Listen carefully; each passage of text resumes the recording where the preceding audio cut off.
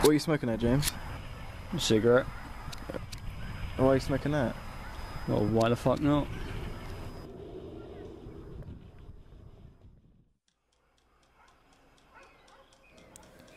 Life absent of life is just as alive. As the sun first touches the land of a new day, my road lies dormant. Sometimes, when I find it hard to sleep, I look out to the rising orb of Horus, its beam blanketing over parked cars, enlightening the cool rustling wind that blows through postured trees, interrupting a peaked silence that has engulfed the retreating night. It makes me see that for 1 billion years before man opened his eyes, a whole world had lived and died. A crowd is full of faces, different, unique people, all shuffling and scuttling about their lives, searching, aiming to achieve. My name is Harry Pages, 5'7", 10 stone, 124 friends on Facebook. I've been alive for 17 years, 9 months, 14 days and 7 hours, and that's still counting. I enjoy reading, writing, watching contemporary and mainstream film, listening to various artists and musicians, depending on my mood. I can speak 3 sentences in Italian and 4 words in Japanese.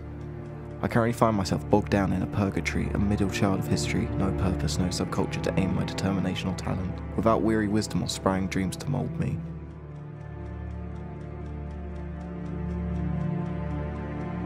My fashion sense is a Frankenstein of various past generations, nothing from the present, nothing to stand out, mean anything. But that's just me, and that's my mentality. This is my bedroom. This is my house. This is one of my possessions. This is my life.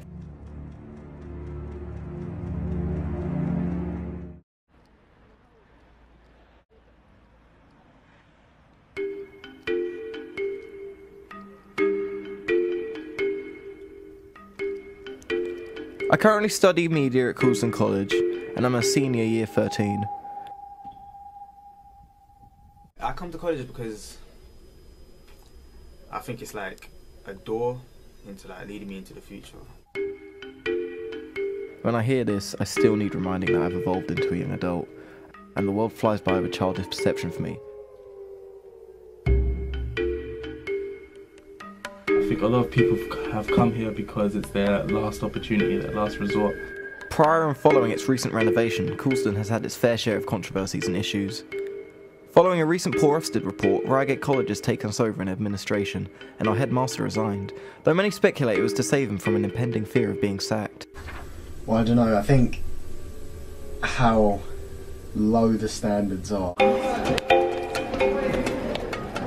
believe people wanted to get their education or wanted to do something, so they've come here. The population of Coulston College's students is highly diverse, with people ranging with their heritages and cultures from all across the globe.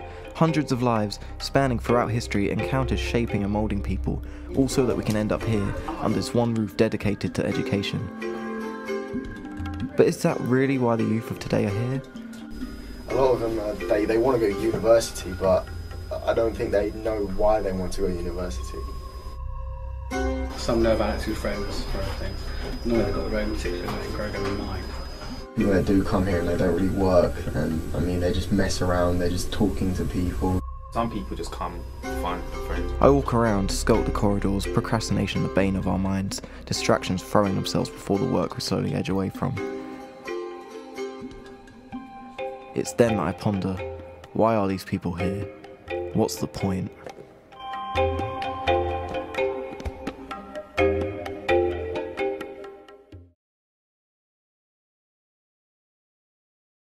Wednesday, 8:30, wake up, 8:35, shower, 8:43, get dressed, further washing, 8:49, eat an apple, stare at the gloomy headlines of a profiting tabloid paper.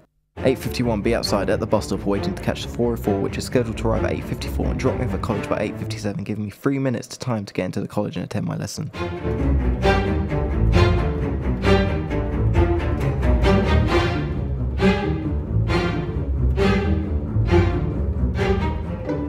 8:55 and the 404 is still not arrived. I stare at the edge of my road, where I wait to see its head steer into view. I've been doing that for 3 minutes and still nothing. The bus is sloppy, delayed becomes a new word in my vocabulary. In dream context, waiting for a bus indicates a setback in achieving one's personal goals. The bus arrives at 8:58. I clamber aboard and we set off on the journey. To dream of riding a bus implies that one is going along with the crowd. You are lacking originality and control over where life is taking you, all of which is scarily relatable at this moment in my life. We were meant to have been at the next bus stop by 8:55, but zoomed past at 8:57. When we reached the Glade, I'm already late. Lesson started 3 minutes ago. The 404 struggles up a steep hill, rearing by Keston Avenue, meant to be there by 8:58. We drive past at 9:05.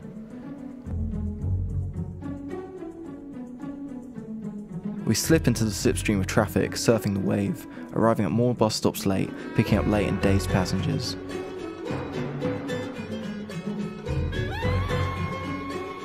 A first glimpse of lost students mooling around outside college tells me that I'm late. As I onboard the bus, walk quickly to my lesson, I realise that life has given me another example of reality.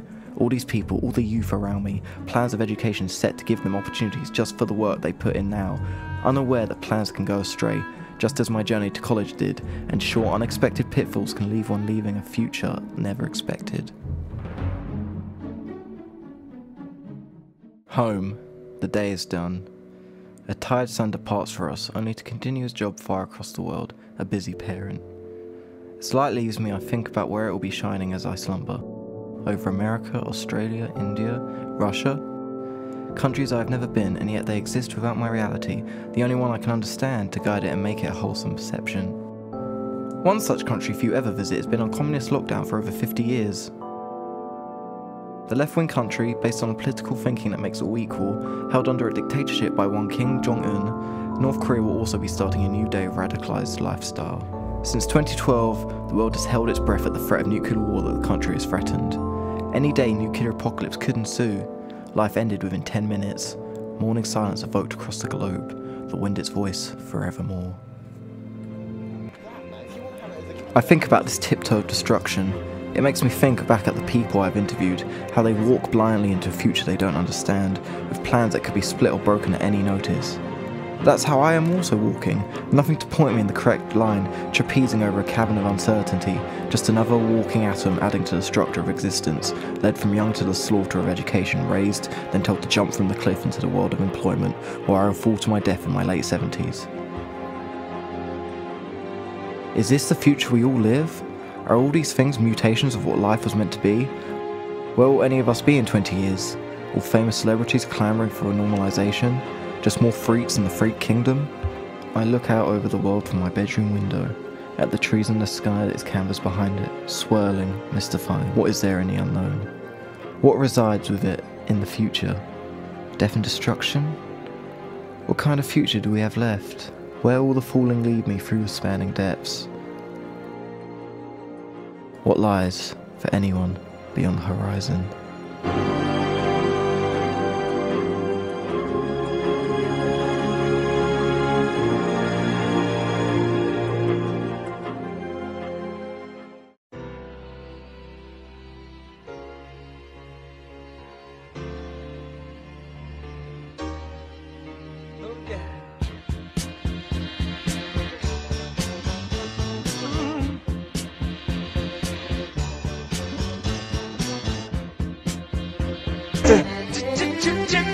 Turn and face the strain. Changes.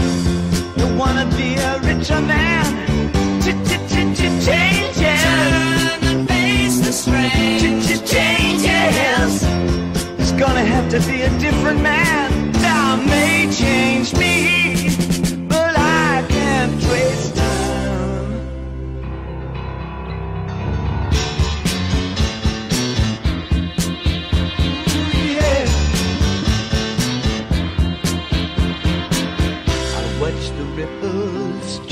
The sides, but never leave the stream of warm permanent sand.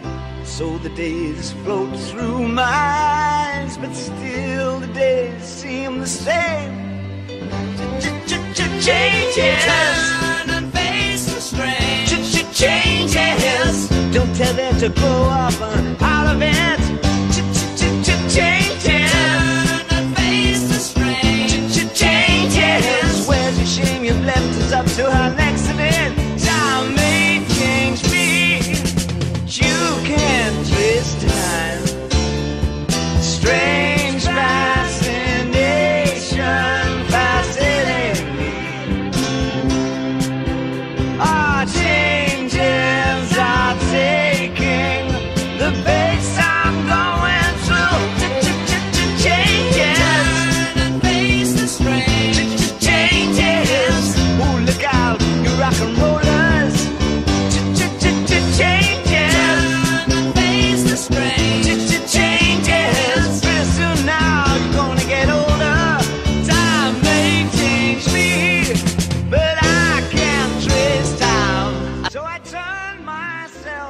face me, but I've never caught a glimpse how the others must see the faker. I'm much too fast to take that test. Changes. Turn and face the strain. Changes. You wanna be a richer man. Changes. Turn and face the strain. Changes. It's gonna have to be a different man. Time may change me, but I can't trace time.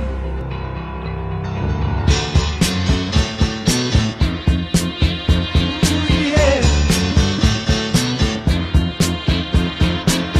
I watch the ripples change their size, but never leave the stream of warm permanent sand. So the days float through my eyes, but still the days seem the same.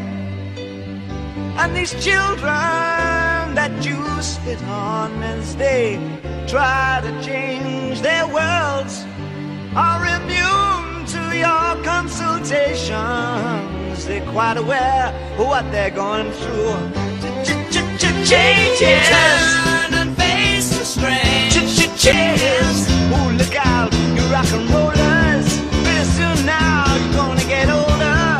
Time may change me, but I can't trace time. I said that time may change me, but I can't trace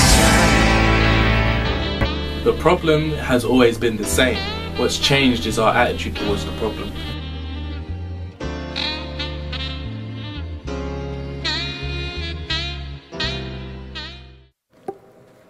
The Second World War changed everything.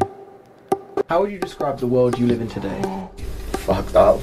Chavvy technology bullshit.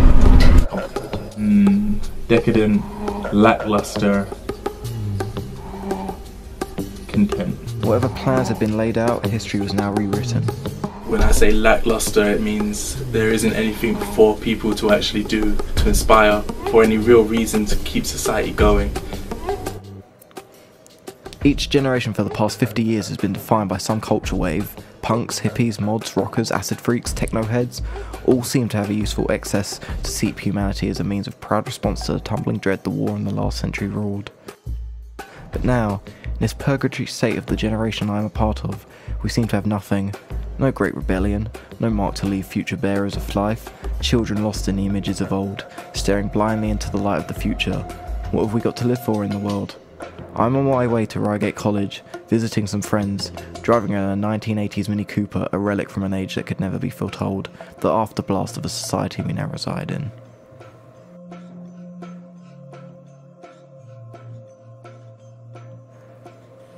At Reigate, most of my friends are creatives. From aspiring musicians, such as James Cook, or budding filmmakers like Cody Lee Stannard. Film, partying, music. This is Jake Pemberton, one of such friends. I fight dragons and I make videos. He produces via the internet, on YouTube, with the account 10,000 Hawks. He has over 400 Facebook friends and more than 300 subscribers to his channel. His work mainly includes humorous shorts, though he aspires to move on to other more dynamic productions. It's practice for both directing and writing. And people just go onto the internet and just talk about nothing, talk about what's going on in their day, or they come up with an idea that will help them seem deep. He is part of the new modernised trend of up and coming, who can manage and create their work all from home. 20 years ago, to be famous was to produce work that blew people away, intrigued the senses, sparked their work into action. People wanted to see more. If there was no YouTube, he wouldn't be famous. For a filmmaker to produce their work, they would have to get hold of all the expensive equipment, film it, and then they had to find a way to distribute it or enter it into some kind of film festival that would get it seen by some kind of human acknowledgement. Because if you just put it on the internet, anyone can see it. But now, all of this can be done from a single device such as an iPhone. So if anybody can now create what was once considered a product of talent, what is talent anymore? Can anyone be made a celebrity? Talent agencies research made no clear preference to what they were searching for, and with talent shows such as X Factor, even the talentless are given fame for the hate they contribute. Is it really easier to achieve one's dreams now within our society? I couldn't help but wonder, but where would all this lead? What kind of society would be shaped where the dumb and hated have the money, while the poor are cynics leering in the shadows of tabloid journalism? The reason I pay taxes for schools even though I don't have a kid in school is that I am better off in a well-educated world. This was both humorous and insightful, and almost the opposite of what the media reflects with the idealisation of people such as Snooki and Kim Kardashian. I'm going to see James at one of his gigs. I battled the bands for Reigate College at the Harlequin Theatre in Red Hill. His band has more than 10,000 likes on Facebook. It's been talked about more than Netflix on the site. James has performed before thousands of people. There's another example of the new wave of talent trying to sweep the scene, though YouTube is not a resource the band have acquired.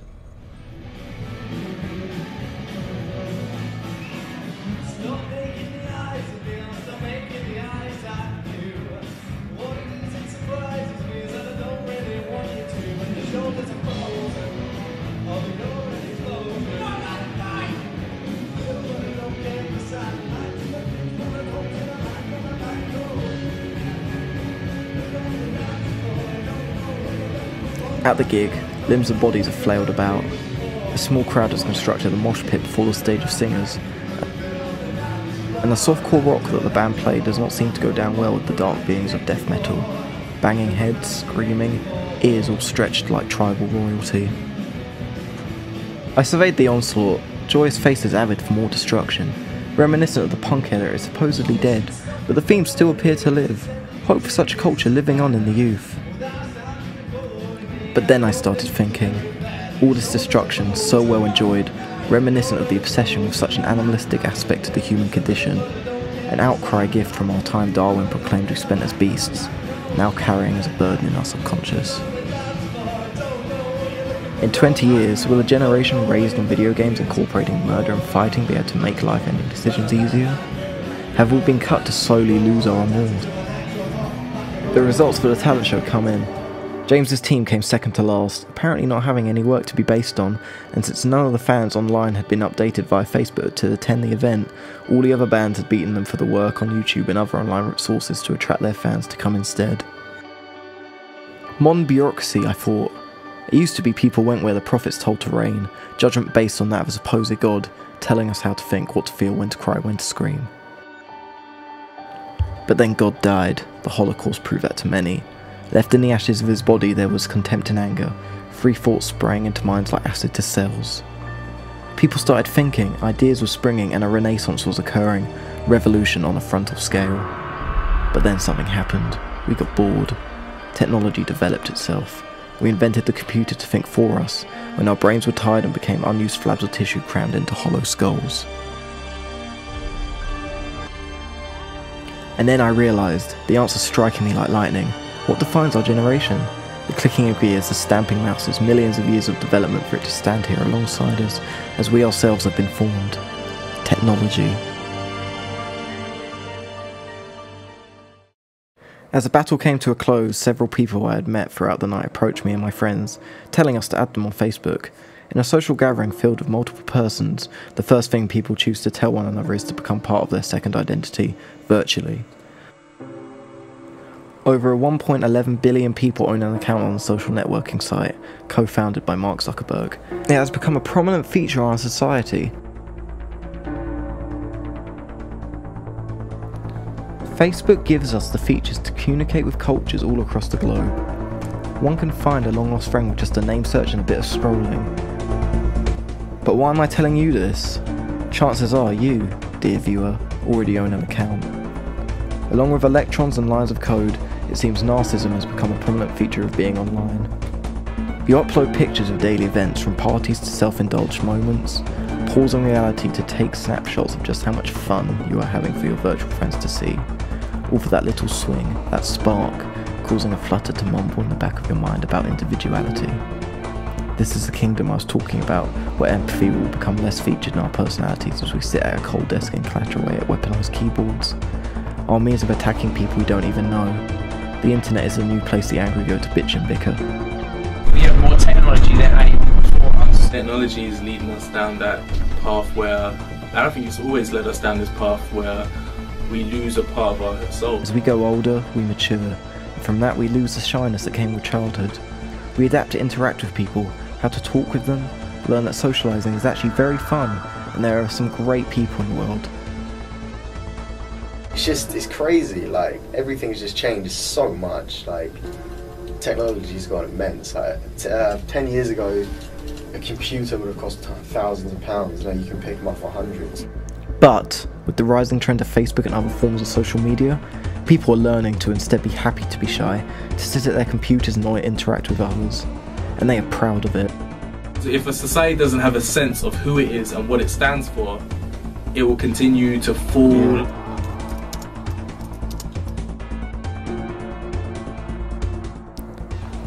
This is but the breath before the shout of what robot physicists, who are trying to sell robots from negative fiction and as entertaining reality, have predicted. As the Sims franchise has proved so popular that we enjoy original reliability, eventually, with the development of robotics, one will be able to sit at home on their sofa, staring at a screen, controlling a figure, a robot, doing shopping for you so you never have to leave the house. Things like this change how human we even are. Privacy is becoming less irrelevant with the internet media and fashion. By 2015 it is predicted that you'll be able to fit 200 gigabytes into a microchip the size of a ladybug. It is an accessory, fashion forecasters say, will become a unique part of life, enabling people to have cameras and microphones all mixed within one of your clothing's buttons, allowing them to record every aspect of their life for a consecutive week without stopping. And through all of this, our lives morphing into something new in the future? What of love? In this batch of technology, psychopaths, narcissism, depression, swaying politics, what does the future hold for the single emotion that keeps us from bending into machines ourselves? It's gotten to the point where if you're talking to someone, they'll pick up their phone and look at their text while you're talking to them. A text is more important than a person standing next to you. It seems to be bent into online dating, the latest trend and fad. Online dating has become a primary way of reaching out to find relationships in this modern time. Meet a partner you may have otherwise never met. For once, it seemed, a diverse spread was occurring, cultures mixing, mingling, the internet starting a new wave of breed. In India alone, over 15 million people use dating sites. But this has its flaws. Psychologically, online, one can be whoever they choose. Lying a first language, 80% of profiles are shown to have flaws or lies attached. How do you know it's a girl? One just has to step away from the cold glass of bended reflections to notice the lies and ugly pains being ignored with bliss. 51% of all online dating people are already in relationships, 11% are even married. Only 21% were actually single. It seems now, with the modern day relationship based on trust and compassion deteriorating, trust and faith leaving its arms, people are finding solace and sin embraced online, finally given the opportunity to be whoever they want. And that statistic is ever growing as more and more people get used to the idea of unbeneficial sex and hollow emotions, which can be disregarded with a single click onto another website. Induced in intoxication of a false love nightmare pampered into a dream. Robots trying to decipher the greatest riddle to ever pester their circuits. That's tomorrow, and that is it for us today. I'm Bill O'Reilly. Thanks again for watching. We'll leave you with Sting. And it seems what we do now is lie. We are a generation of dancers, too smart to conform, too lazy to rebel. A politician that cannot learn to be a good actor in modern times, learn to sing and dance on stage, smile joy as he is booed by the audience that is his nation, will be a failure. We live in an era where a man who played a futuristic killing machine can be the governor of an American state. The Romans first developed politics, the Senate, to stop one ruler by the people from forming a dictatorship. Their most beloved leader, Julius Caesar, stabbed 33 times by such followers. Communism crept into Russia in the early 20th century, Bolshevik ideals claiming equality. 30 years later, their leader was murdered, and a violent paranoid delusionist in his stead with an iron fist of dictatorship. John Fitzgerald Kennedy sought to end the arms race of the nuclear missile crisis that would have blasted our world into oblivion. On his way to Dallas, he was assassinated. Last year, Taliban shot a 14-year-old Muslim girl for trying to spread a word of peace across her community. Culture of just not knowing. How do you think, personally, you would like people to change the world? I don't know. Evolution is found in technology. It seems that as much as we aim to achieve through our actions to bring peace, concepts enough to derive ideals of a better life, human nature always steps in from the shadows and covers it all in dark and light, mixing the evil with good, until it is all so warped it is hard to differ. So what point is there really in attempting to change the world, when all it seems is that people bigger than you will stamp on you and kick the dust into your eyes, blind just for trying to gain insight? I think about all the threats we are told to hide from in this kingdom of fear. Nuclear war with the Koreans, pollution, the war on terror, a new brand of disease to immune a nation from, a billion large and parasitic things that have dammed up and overflowed, all wanting me dead. But through all of this, I think about how these problems are others trying to harm us. We never blame ourselves. The streets paved with cars exhuming harmful gases, greed of the rich, anger of the poor. We invaded a nation just to get its fossil fuels to harm our dangerous habits, all just smokers addicted to a toxin we would rather consume and deal with later. Why the fuck not?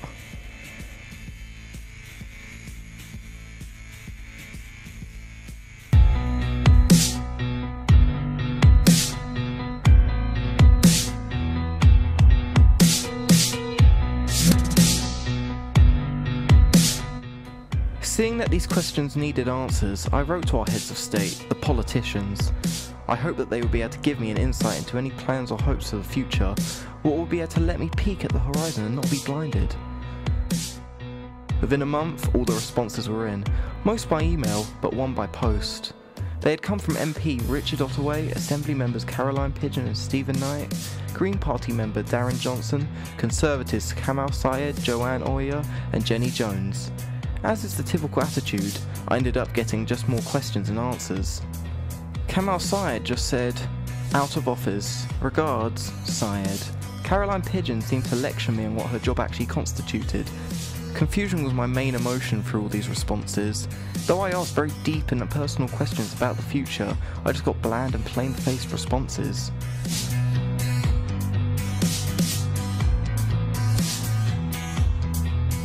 Dear constituent, the role of the London Assembly is to scrutinise the policies and actions of the Mayor of London, particularly those areas where he has direct control. We are unlikely to be able to assist with issues such as immigration, foreign affairs or welfare payments. These are responsibilities of national government and are best dealt with by your Member of Parliament. Learning this, I got in contact with my local Member of Parliament, Richard Ottaway. His was the one that I received by post, and read, "Dear Harry, thank you for your email covering a wide range of thoughts for your BTEC final project. You have asked me for my views on big subjects, like where will the country be politically and sociologically in 20 years, and that was just one of your questions. As you might imagine, I have a very considerable workload in the House of Commons and the constituency, and as chairman of the Foreign Affairs Select Committee." All these responses seemed bitter or annoyed at the fact that I was asking questions that went against the normal directive, and they left but a bad taste in the mouth. Some of the politicians I come into contact with gave me a glimmer of hope. Darren Johnson and Jenny Jones read, "Darren and Jenny are hopeful that the future will see the country tackling the big issues that we are currently facing.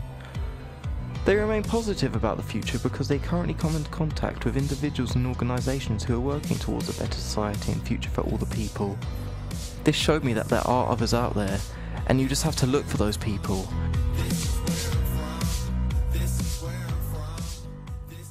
The year is 1666, a year of fear, branded lastingly with the devil's sacred number, covering a Christian nation under terror. At Cambridge University, a young teacher, one Isaac Newton, had been given a day off due to a bubonic epidemic around the area. Newton retired to his home in Lincolnshire, where he unwillingly would stay for 2 years. These times were dull, a genius's mind scraping away with theories and predictions that had no true data to back itself up, until a warm April afternoon. Sitting on his porch, staring into his garden, which had sprouted a healthy apple tree, sipping his favourite beverage, a patriotic cup of tea, the mathematician witnessed what would spark its own page in history. One of the tree's fruits fell like heavenly legend, tumbling through air, plummeting with only one destination to descend inevitably, the ground. His friend Kensington wrote, some years later in 1726, of what Newton had realised from this simple incident of life, turned into a miracle through genius perceptions. Therefore, does this apple fall perpendicularly or towards the centre? If matter thus draws matter, it must be proportion of its quantity. Therefore the apple draws the earth, as well as the earth draws the apple, and thus the laws of motion were born. Newton wrote of how every object in a state of uniform motion tends to remain in that state of motion unless an external force is applied to it, and for every action there is an equal and opposite reaction. This reflected our own lives very well. Every moment in our lives is building up to an ultimatum of decision or contradiction. We are moulded, formed into something for a purpose or reason, whatever that may be. But these moments can wash past like tears in the rain, some unaware of what to do, or there is even something worth doing.